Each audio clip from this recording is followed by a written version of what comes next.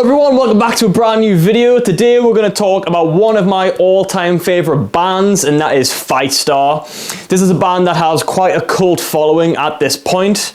Never been a huge band, never been a massive band. Obviously had a member in that band that was huge or massive, but the band themselves were never like a commercial success, I guess you could say, in the kind of greater scheme of things, right?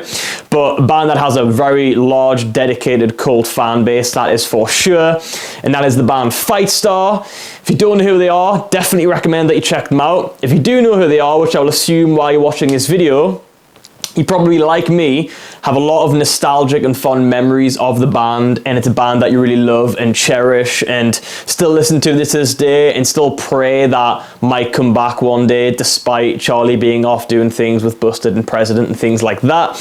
But anyways, we're going to talk a little bit about Grand Unification, the debut album by Fightstar. Okay, this album is literally one of my all-time favorite albums from front to back. When you're talking about albums that really impacted you and who you are and what your musical preferences are, and in my case, how I play guitar, how I write songs to this day, but also just something you connect with, the melody, the musicality behind it, the lyrics, whatever it may be. This album really does it all and says it all for me personally.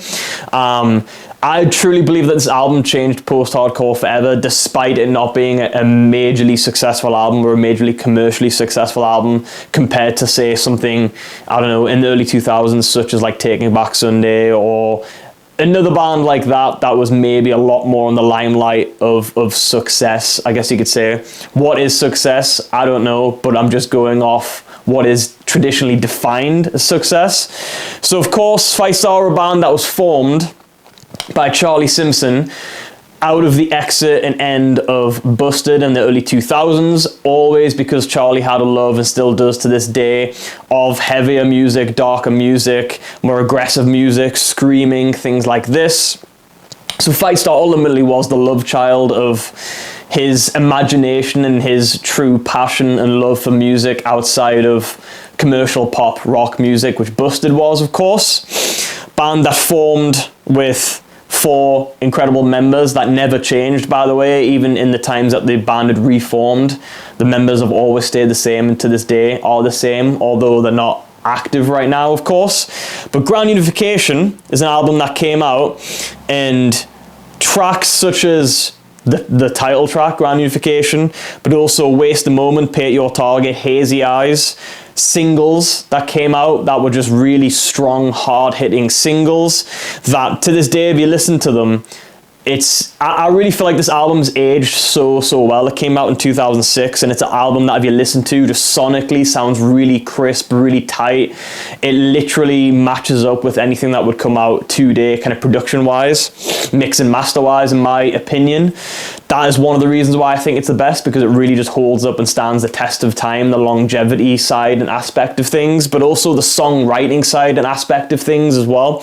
Like with those singles that I've just mentioned, Grand Unification, Waste a Moment, Paint Your Target, Hazy Eyes, all just very well written post-hardcore alternative rock / metal type songs that just have really strong, big choruses, really well written lyrics. The riffs are just really well written, in my opinion, as well. That's something that is very underrated with Fightstar, in my opinion, and it's always been the riffs. Such good riff writing, especially on those early albums, that is for sure. But also some of my personal favorites are Build an Army, Mono, which is just one of the most beautifully, painfully emotional songs I've ever heard in my entire life. But even like Lost Like Tears in the Rain, Here I Am, Last Conversation. I mean, the whole album front to back, like I've just said before, in my opinion, is absolutely banger after banger after banger, and it's just solid after solid after solid.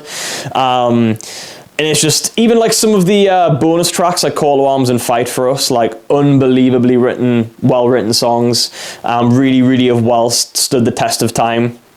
And I think why I think this album's changed post-hardcore forever, by the way, is because although it might not have had a huge impact at the time it came out, it's had a lasting impact with the fans, with the people that care about this band and the history of this band and these songs. And Charlie Simpson as a songwriter and as a musician, you'll hear and see people all the time online. If you ever click on a Fightstar video, anything kind of Fightstar related, you're going to see and hear them talking about the fact that they love the band, they wish the band would come back, and all of the amazing, beautiful, fun memories of the band as well. Just realized before that the focus of the camera wasn't on my face that entire time, so hopefully, I'm not refilming this again, so hopefully that was clear enough for you anyway.